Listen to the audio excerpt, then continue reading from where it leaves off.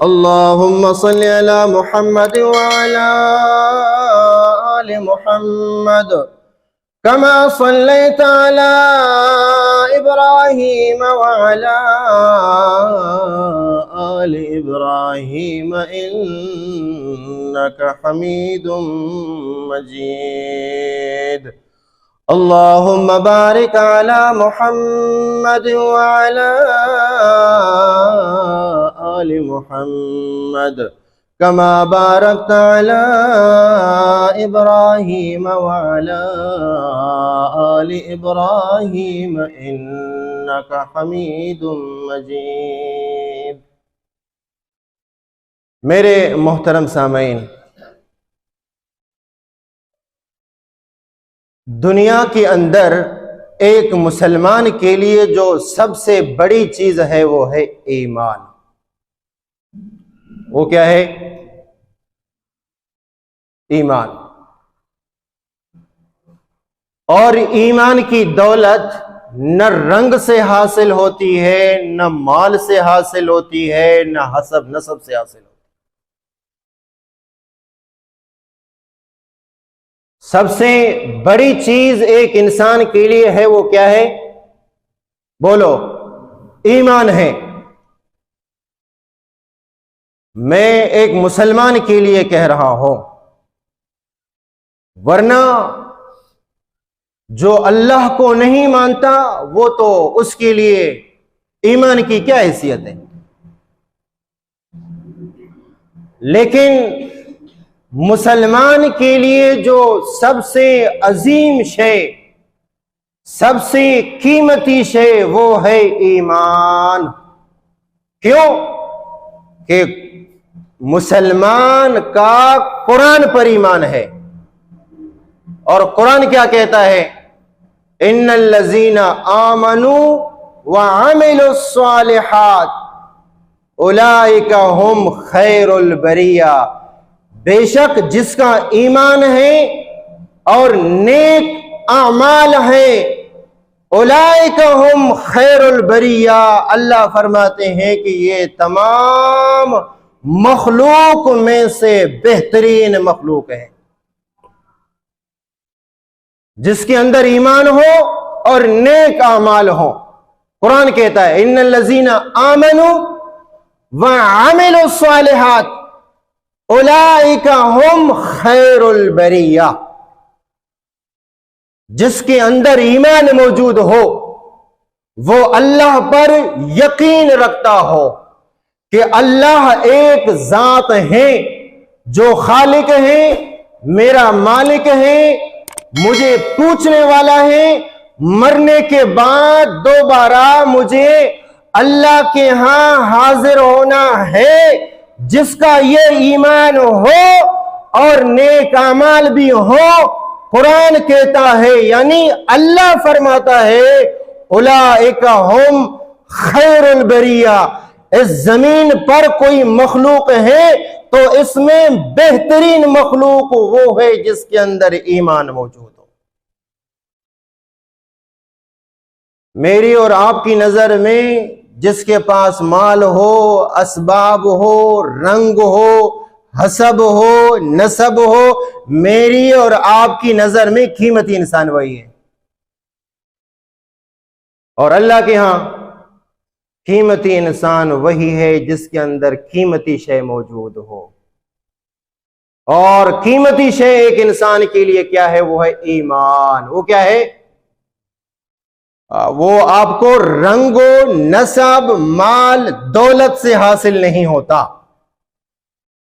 حضرت بلال رضی اللہ تعالی عنہ فرماتے ہیں کہ شکر ہے اللہ کا کہ اللہ رب العزت نے ایمان کی دولت اپنے ہاتھ میں رکھی ہے، ورنہ مجھ جیسے کالے کلوٹے کو ایمان کون عطا کر دیتا. مجھے ایمان کی دولت نہیں ملتی. اگر مجھے کوئی ایمان کی دولت مل گئی ہے تو سمجھ لو کہ ایمان کی دولت رب العزت کے ہاتھ میں ہے. یہ کسی کے رنگ، نسب، مال و دولت پر نہیں. اللہ تبارک و تعالی ہمیں ایمان نصیب فرمائے اور مرتے تک ایمان کے ساتھ نسبت عطا فرمائے اور نسبت قائم رکھنے کی اللہ صلاحیت عطا فرمائے۔ اب دیکھیں، اس وقت ہم نبی اکرم صلی اللہ علیہ وسلم کے دور میں مکے میں ابو جہل روزانہ اللہ کے نبی کا دیدار کرتا تھا، ابو لہب روزانہ اللہ کے نبی کو مکہ کی گلیوں میں دیکھتا تھا، عتبہ اور شیبہ روزانہ اللہ کے نبی کا دیدار کرتے تھے مکہ کی گلیوں میں، لیکن ایمان کی دولت نصیب نہیں ہوئی۔ ابو جہل کو نہیں، ابو لہب کو نہیں، عتبہ کو نہیں، شیبہ کو نہیں، حالانکہ وہ روز اللہ کے نبی کو مکہ کی سرزمین میں، مکہ کی گلیوں میں دیکھتے تھے، لیکن ان کو ایمان نصیب ہوا؟ بولو نہیں۔ اور اس وقت 1400 سال بعد بھی اگر ہم اللہ کے نبی کا کلمہ پڑھتے ہیں، اس پر بھی اللہ کا ہمیں شکر ادا کرنا چاہیے۔ ہم نے اپنے نبی کو دیکھا ہے؟ نہیں دیکھا، اس کے باوجود ہم اللہ کے نبی پر ایمان رکھتے ہیں، ہم اللہ کے نبی کے ساتھ نسبت رکھنے میں فخر محسوس کرتے ہیں۔ یہ اللہ کی طرف سے عطا نہیں ہے تو اور کیا ہے؟ اس پر ہمیں اللہ کا شکر ادا کرنا چاہیے، ورنہ جنہوں نے اللہ کے نبی کو روز دیکھ کر پھر بھی ایمان نہیں لایا، میں نے اور آپ نے اللہ کے نبی کو دیکھا نہیں، تب بھی ہمارا ایمان ہے کہ اللہ کے نبی اللہ کے رسول ہیں۔ ایک مرتبہ نبی اکرم صلی اللہ علیہ وسلم نے ارشاد فرمایا، میرا دل چاہتا ہے کہ میں اپنے محبین کو دیکھ لوں، میں اپنے محبت کرنے والوں کو دیکھ لوں۔ صحابہ رضوان اللہ تعالی علیہم اجمعین نے پوچھا، اللہ کے نبی ہم آپ کی محبت کرنے والے لوگ نہیں ہیں کیا؟ ہم آپ کے محبین نہیں ہیں کیا؟ اللہ کے نبی نے فرمایا، تم میرے صحابہ ہو، میرے محبین وہ ہیں جو میرے بعد آتے ہیں، میرا دل چاہتا ہے کہ میں ان محبوبوں سے ملاقات کروں۔ وہ کون ہے؟ وہ یہ امت ہے جو 1400 سال بعد آئی ہے۔ اللہ کے نبی کی خواہش تھی کہ میں آپ لوگوں سے ملاقات کروں۔ وجہ کیا ہے؟ وجہ یہ ہے کہ ہم نے اللہ کے نبی کو دیکھا نہیں، پھر بھی ہمارا ایمان ہے کہ اللہ کے رسول اللہ کے واقعی سچے رسول ہیں۔ تبھی تو ہم مسلمان پیسہ خرچ کر کے روضہ رسول کی سلامی کے لیے جاتے ہیں۔ جاتے ہیں کہ نہیں جاتے ہیں؟ روضہ رسول کی سلامی کے لیے جاتے ہیں کہ نہیں جاتے ہیں؟ ہر ایک مسلمان کی دلی خواہش ہے کہ اللہ تبارک و تعالی روضہ رسول میں زیارت نصیب فرمائے، اللہ سلامی نصیب فرمائے، جنہوں نے سلامی دی اللہ قبولیت کا مقام عطا فرمائے۔ تو اللہ کے نبی صلی اللہ علیہ وسلم آپ سے ملنے کے مشتاق ہیں۔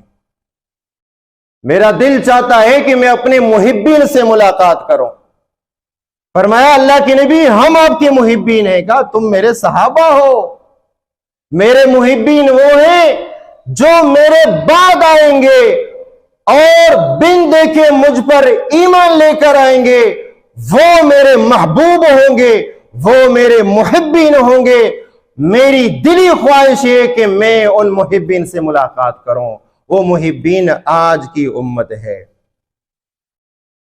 وہ آج کی امت ہے۔ اللہ تبارک و تعالیٰ اس نسبت کو قائم رکھے، اللہ تبارک و تعالیٰ اس نسبت کو کیا کرے؟ قائم رکھے۔ یہ بہت بڑی چیز ہے۔ ایمان اور عمل صالح یہ ایک بہت بڑی نعمت ہے اور یہ اللہ کی طرف سے عطا ہے۔ ورنہ اگر انسان کو اللہ ایک لمحے کے لیے اس کے نفس اور شیطان کے حوالے کر دے تو پھر یہی انسان ہے دیکھیں گائے کا پجاری بن جاتا ہے۔ یہ اللہ کی عطا ہے کہ اللہ نے مجھے اور آپ کو ایمان کی دولت سے نوازا ہے، ورنہ اگر مجھے اور آپ کو اللہ ایک لمحے کے لیے نفس کے حوالے کر دے یا شیطان کے حوالے کر دے تو پھر میری اور آپ کی عقل کام نہیں کرے گی۔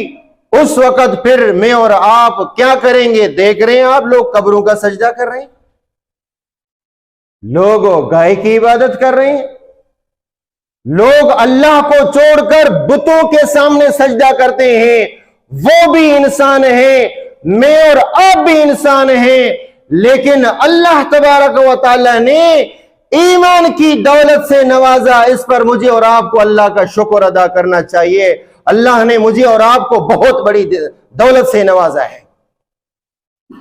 تبھی تو قرآن مجید میں اللہ تبارک و تعالی فرماتے ہیں ان الذین آمنوا وعملوا الصالحات اولئک هم خیر البریہ، بے شک جنہوں نے اللہ پر ایمان لایا اور نیک اعمال کیے، اولئک هم خیر البریہ، وہ جتنی مخلوق زمین پہ ہے، جتنی مخلوق آسمان پہ ہے، یہ مخلوق جو اللہ پر ایمان لے کر آئی ہے یہ خیر البریہ ہے، بہترین مخلوق ہے۔ کون کہہ رہا ہے؟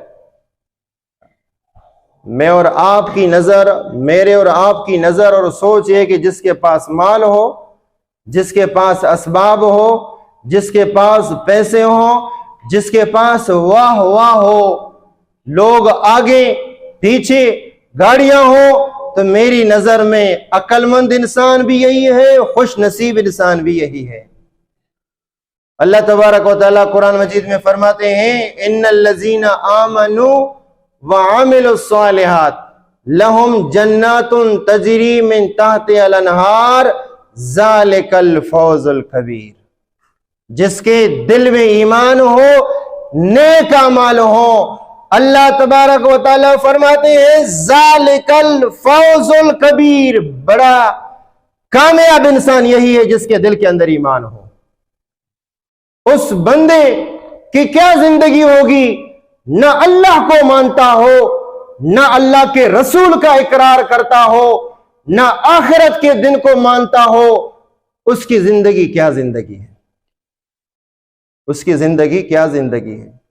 ہمارے یہاں آج کل متجدد لوگ ہیں، نوجوانوں سے بات کرو، ہمارے نوجوان کہتے ہیں، تعلیم یافتہ آج کل کے نوجوان کہتے ہیں کہ جو بات سائنس جس کی تصدیق کرے ہم وہی بات مانتے ہیں۔ لیکن ایک ایماندار کا نظریہ کیا ہوتا ہے؟ ایک مسلمان کا نظریہ کیا ہوتا ہے؟ ایک مسلمان کی سوچ کیا ہوتی ہے؟ ایماندار مسلمان کی سوچ یہ ہوتی ہے جو میرے اللہ نے مجھے قرآن میں کہا ہے، جو میرے رسول نے کہا ہے، سائنس تصدیق کرے یا نہ کرے، سائنس کی بات بعد میں دیکھیں گے، اللہ اور اس کے رسول کی بات پہلے دیکھیں گے۔ ہمارا یہ عقیدہ ہے، ہمارا نظریہ یہ ہے۔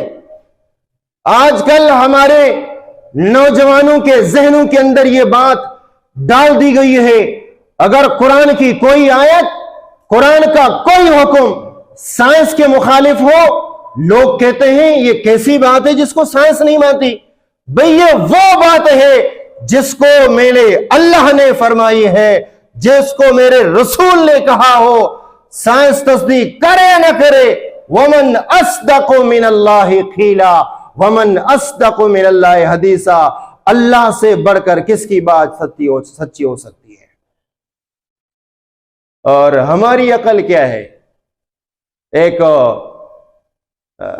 متجدد آدمی نے، یعنی دانشور سمجھو، جدید انسان نے ایک دیہاتی سے پوچھا، غالباً پردے کے بارے میں سوال کیا کہ یہ پردے کا جو حکم ہے وہ تو عقل میں آنے والی بات ہی نہیں ہے۔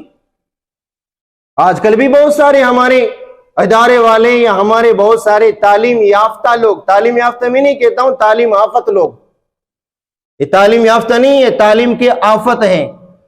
یہ لوگ کہتے ہیں کہ بھئی سائنس اس چیز کو نہیں مانتی ہے، پردے کو سائنس نہیں مانتی، داڑھی سائنس نہیں مانتی، شلوار ٹخنوں سے اوپر کرنا سائنس نہیں مانتی، وضو کرنا سائنس کے مخالف، نماز پڑھنا سائنس کے مخالف، اس چیز کو سائنس سے ثابت کرو۔ ایک سیدھے سادے انسان سے ایک دانشور نے کہا یہ چیز سائنس کے خلاف، نماز سائنس کے خلاف، وضو سائنس کے خلاف، پردہ سائنس کے خلاف۔ اس سیدھے سادے آدمی نے کہا مجھے تو اتنا علم نہیں ہے، میں آپ سے ایک سوال کرتا ہوں۔ میرا سوال یہ ہے،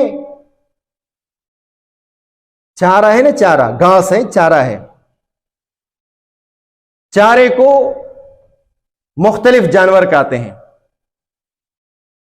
اونٹ کھاتا ہے اور بکریاں چارہ کھاتی ہیں اور گھوڑا بھی چارہ کھاتا ہے اور گائے بھینس ہیں یہ بھی چارہ کھاتی ہیں، لیکن اسی چارے کا نتیجہ یہ ہے کہ اونٹ اور بکریوں سے لید پیدا ہوتی ہے، گائے بھینس سے یہی چارہ کھانے کے بعد گوبر پیدا ہوتا ہے۔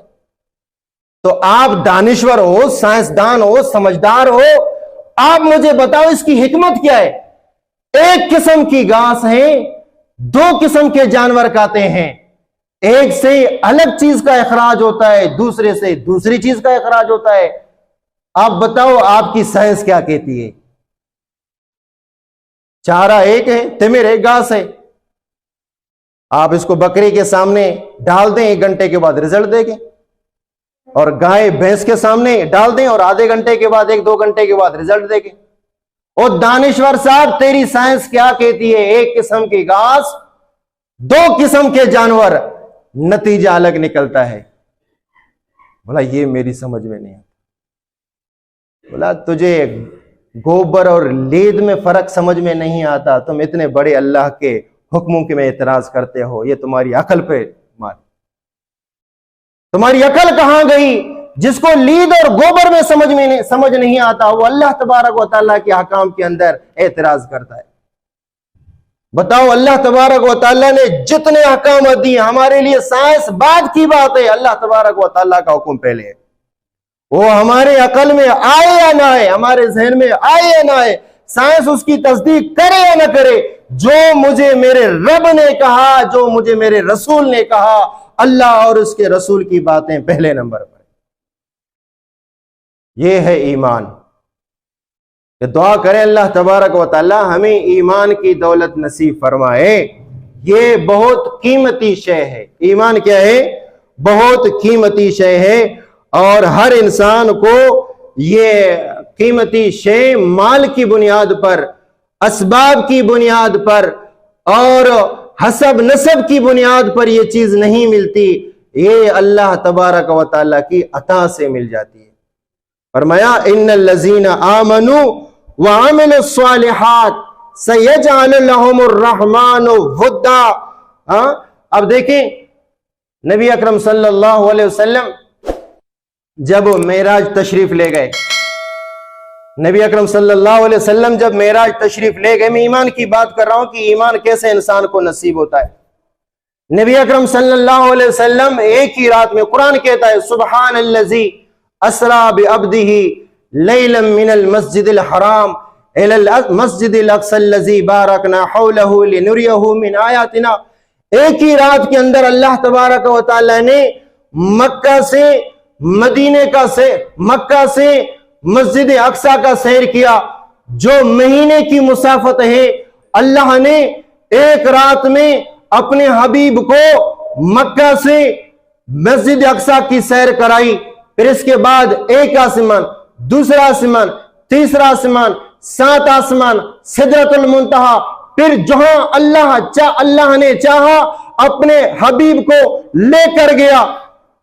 جنت کا نظارہ، جہنم کا نظارہ، ان تمام چیزوں کو دیکھنے کے بعد اللہ تبارک و تعالی نے ایک ہی رات میں، اللہ تبارک و تعالی سب کچھ کرنے پر قادر ہے۔ بولو ان ذالک علی اللہ یسیر، اللہ پر کوئی چیز مشکل نہیں۔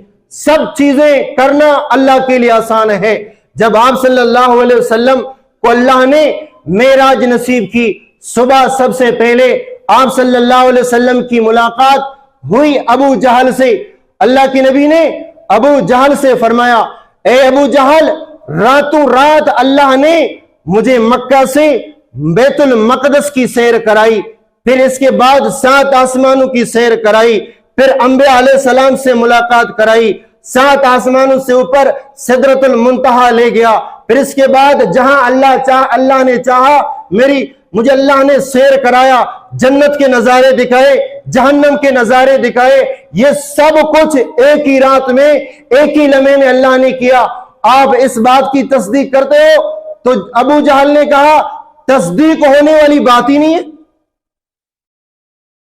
जिसके दिल के अंदर ईमान हो वही तस्दीक करता है। इन चीजों का ताल्लुक अकल से नहीं है, इन चीजों का ताल्लुक ईमान से है। आजकल भी हमारे लोग ये कहते हैं ना, अकल नहीं मानती, तो यही बात अबू जहल ने भी की। ऐसा कैसे हो सकता है एक ही रात में आप यहां से मस्जिद अक्सा चले जाएं, फिर उसके बाद 7 आसमानों की सैर, नबियों से मुलाकात, सिदरतुल मुंतहा में जाना, जहन्नम की सैर करना, जहन्नम का मंजर दिखाना, कैसे हो सकता है? अल्लाह की कुदरत से हो सकता है। किसकी कुदरत से हो सकता है? अल्लाह की कुदरत से हो सकता है। अबू जहल को क्या पता है कि अल्लाह की कुदरत क्या है? अबू जहल ने कहा, मैं तो ये बात नहीं मानता, मेरी अकल नहीं मानती, मैं जाता हूं आपके दोस्त सिद्दीक अकबर से पूछो कि क्या उसकी अकल ये तस्लीम करती है कि एक रात में मुमकिन है। चुनांचे अबू जहल अबू बकर के पास आए और ये कहा, तेरा दोस्त ये कहता है आज वाली रात मैं मक्का से मस्जिद अक्सा अल्लाह ने मुझे सैर कराई, और फिर इसके बाद 7 आसमानों का सफर, फिर इसके बाद अंबिया से मुलाकात, फिर सिदरतुल मुंतहा, जन्नत के नजारे दिखाना, जहन्नम का मंजर दिखाना, ये एक ही रात में कौन दावा कर रहा है? ये आपका दोस्त दावा कर रहा है। सुनो मेरी बात, ये कौन दावा कर रहा है? ये तेरा दोस्त मोहम्मद सल्लल्लाहु अलैहि वसल्लम इस चीज का दावा कर रहा है। अबू बकर सिद्दीक ने कहा, जो मेरा दोस्त दावा कर रहा है वो सच्चा दावा कर रहा है। इसको कहते हैं ईमान। यहां मैं एक और बात कहूं, वो क्या है? अबू जहल ने अल्लाह के नबी की जबानी ये बात सुनी, इनकार किया। अबू जहल को किसने कहा? अल्लाह के नबी ने फरमाया कि मैं मेराज गया। तो अबू जहल ने अल्लाह के नबी की जबानी सब कुछ सुनने के बाद इनकार किया, और अबू बकर ने अबू जहल की जुबानी सुनकर इकरार कर लिया। बात किसकी है? बात मेरे नबी की है, और मेरा नबी जो कहता है सच कहता है, झूठ नहीं कहता। इसको कहते हैं ईमान। इसको क्या कहते हैं? ईमान कहते हैं कि अबू बकर को सिर्फ कहने की देर थी कि ये बात कौन कह रहा है। ये बात आपका दोस्त अल्लाह के नबी फरमा रहे हैं। देखा नहीं सामने मुसलमान है या गैर मुस्लिम है। अबू जहल मुसलमान नहीं था, लेकिन किसकी बात नकल कर रहे हैं? मेरे नबी की बात नकल कर रहे हैं। अबू बकर ने सामने वाले बंदे को नहीं देखा, लेकिन जिसकी बात नकल हो रही थी उसको देखा। उसने कभी झूठ नहीं बोला, वो आज भी बोले तो सच्चा बोल रहे हैं। इसको कहते हैं ईमान। इसको क्या कहते हैं? ईमान कहते हैं। अल्लाह तबारक व तआला ईमान नसीब भी फरमाए, ईमान हिफाजत करने की सआदत भी नसीब फरमाए।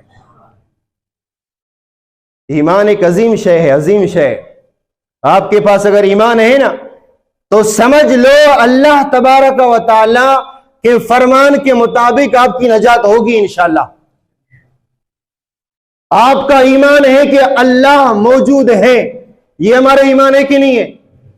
अल्लाह मौजूद है, अल्लाह मुश्किल कुशा है, अल्लाह हाजत रवा है, ये हमारा ईमान है कि नहीं है? آپ اس چیز کی تصدیق کریں، میں دعوے سے کہتا ہوں انشاءاللہ وہ دن نصیب ہوگا، یہ ایمان ہمارے نجات کا سبب انشاءاللہ ہوگا۔ کیوں؟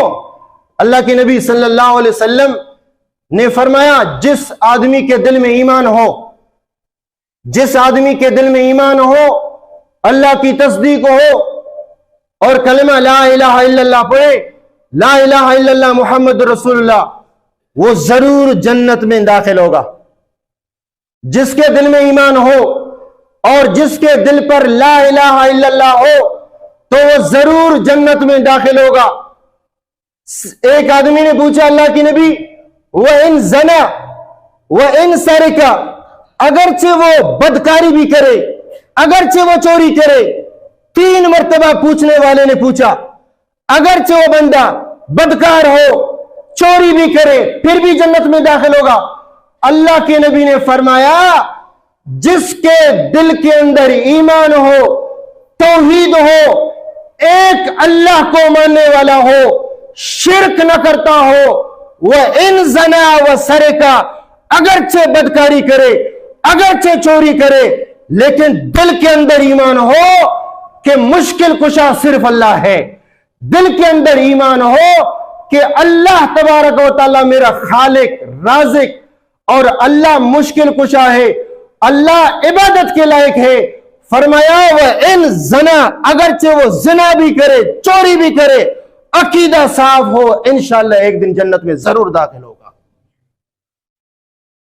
لیکن اگر عقیدہ خراب ہو، جتنی بھی نمازیں پڑھو، حج، روزہ، زکات، جتنی بھی عبادت ہو، عقیدہ صاف نہ ہو، مشکل ہے بچنا۔ میں بارہا اس چیز کو زور دیتا ہوں کہ عقیدہ درست ہونا چاہیے، اور یہ عقیدہ ہونا چاہیے کہ خالق مالک شفا دینے والی ذات صرف اللہ کی ہے۔ بولو،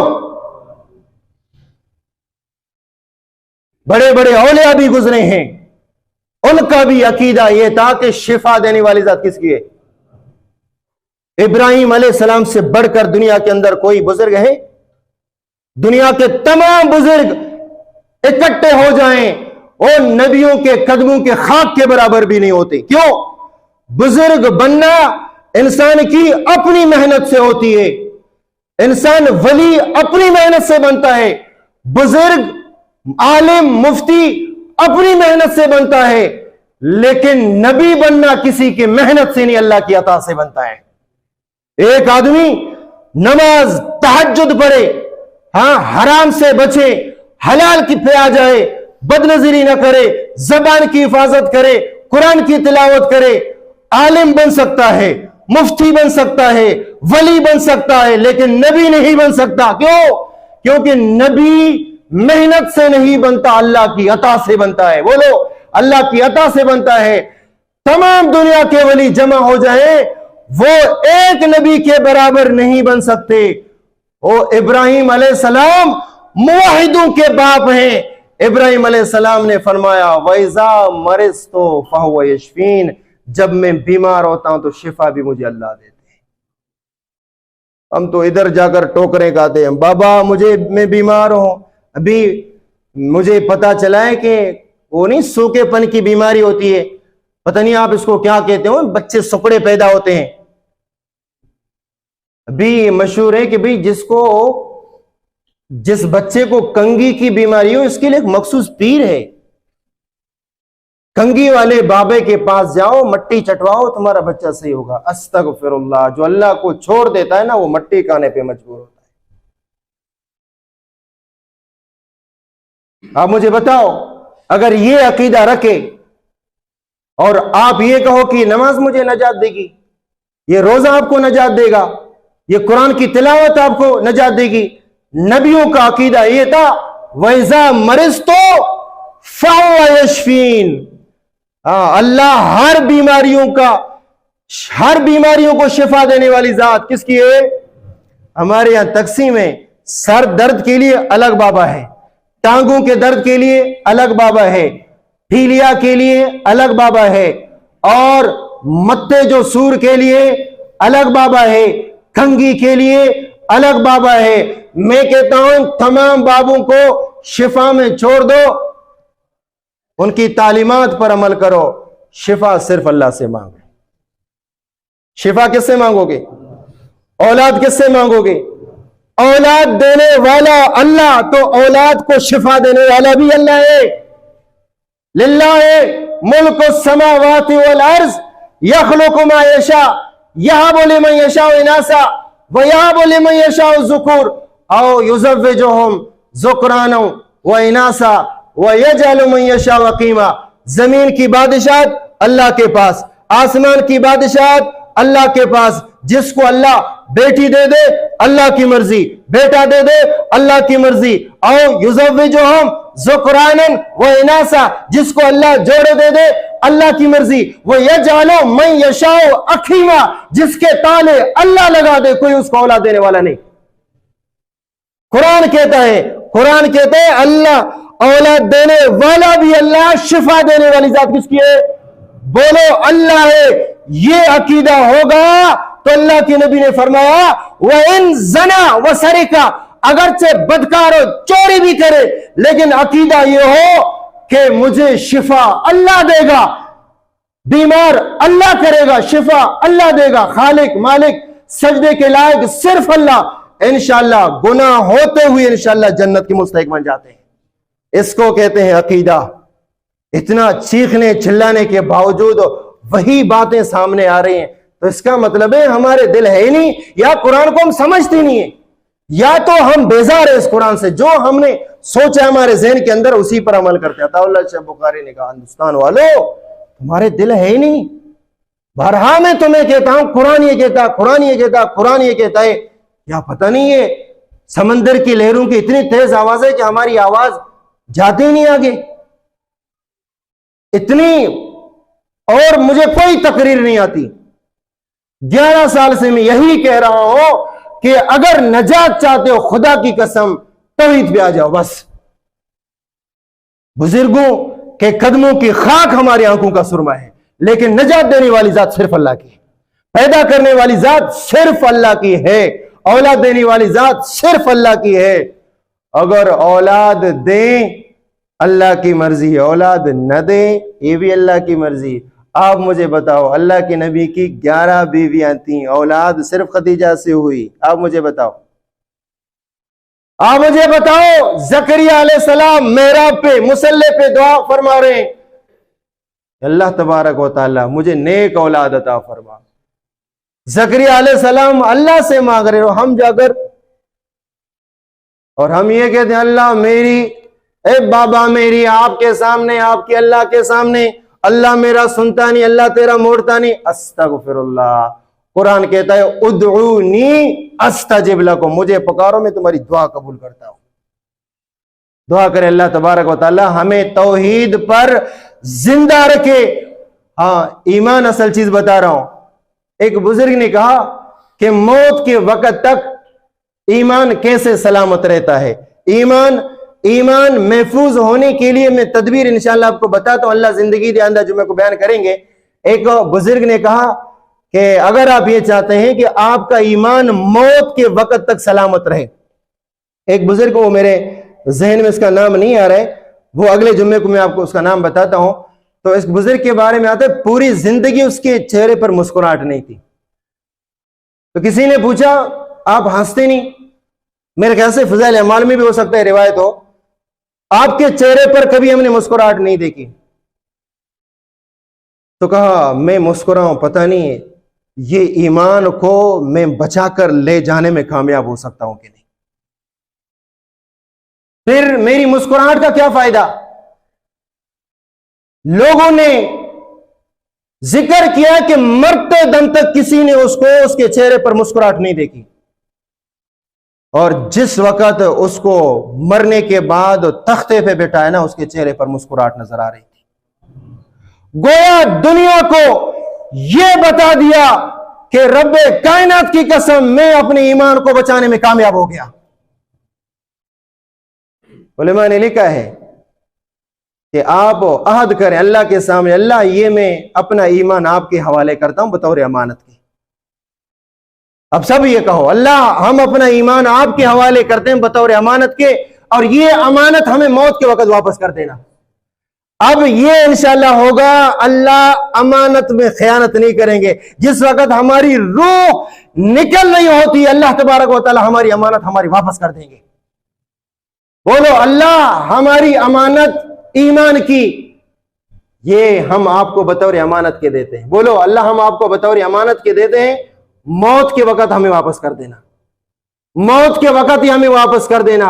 انشاءاللہ روح نکل نہیں ہوتی ہے، اللہ تبارک و تعالیٰ آپ کی امانت آپ کو واپس لوٹا دیتے ہیں۔